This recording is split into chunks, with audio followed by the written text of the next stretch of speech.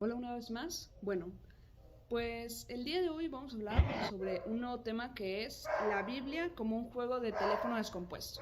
Bueno, muchos de ustedes yo creo que al menos todos conocen el juego, lo han jugado de chicos, de grandes, que consiste en decirle a una primera persona una frase al oído y luego esta persona la va diciendo y la va compartiendo a ver qué es lo que llega al final. A veces se ponen como que más trabas, que por ejemplo audífonos o un ruido o algo, o es mímica, para hacerlo más difícil y ver qué tan distorsionado llega al final, ¿no?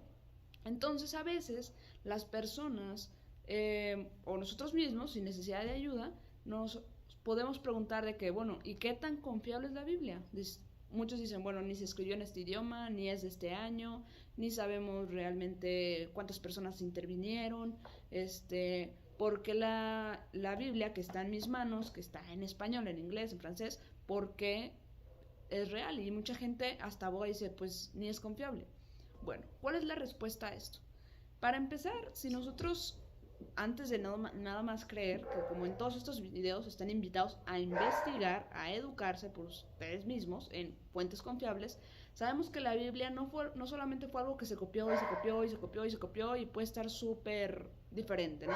Y que cada persona que la hizo esa copia le echó de su cosecha, sino que al contrario, cada copia que se hacía había reglamentos que se tenían que seguir, se tenían muchas como estructuras, reglas para que las copias fueran exactas. Se tenían conteos, por ejemplo, al principio las reglas eran de que eran 30 renglones por 5 palabras, ese tipo de cosas para poder ser más eficaz una revisión. Se tenía, por ejemplo, que se tenía que hacer con un número de letra, una tinta, un espacio exacto entre cada letra y todo ese tipo de cosas para llevar un conteo perfecto. O sea, para poder saber si la copia era fidedigna o no. Nadie, aunque llevara 5 copias en su vida, podía ponerse a escribir de que, dijo esto.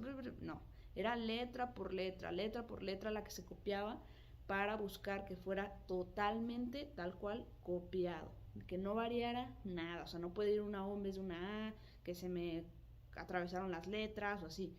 Y realmente todo era con algo súper cuidadoso. Y la invitación al final es que a veces cuando son cosas de la Biblia, de Dios, de la iglesia, somos bien de que, nos cuestionamos, sin realmente ese deseo de aprender. Simplemente es como, sí, es verdad, no es tan cierto. Sí, es verdad esto. Sí.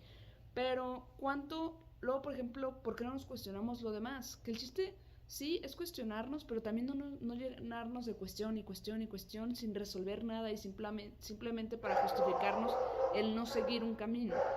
Porque simplemente, por ejemplo, en las escuelas, cuando nos hacen leer poemas o cuando nos hacen leer, no sé, ver el mapa mundi, no nos cuestionamos qué confiable es. Simplemente, pues pensamos que es confiable.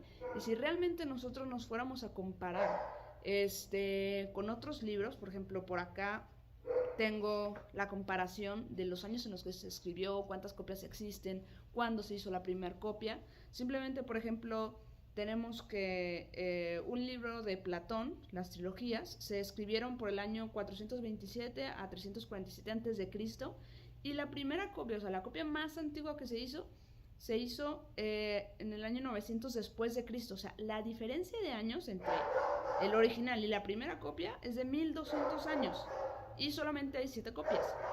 Y así podemos ver, por ejemplo, otro que es Aristóteles, se escribió en el 384 a 322 antes de Cristo. La primera copia se hizo en el 1100 después de Cristo, con una diferencia de 1400 años. Y bueno, si nosotros nos vamos a la Biblia, el Nuevo Testamento, por ejemplo, se escribe después de Cristo entre los 40 y 100 años. La copia más antigua se escribe en el año 125 después de Cristo, o sea, 25 años después. A comparación de las otras que son 1200, 1100 años, 1300, 1600, aquí son 25 años y con una extrema delicadeza para copiar cosa por cosa y hay más de 24.000 millones de copias.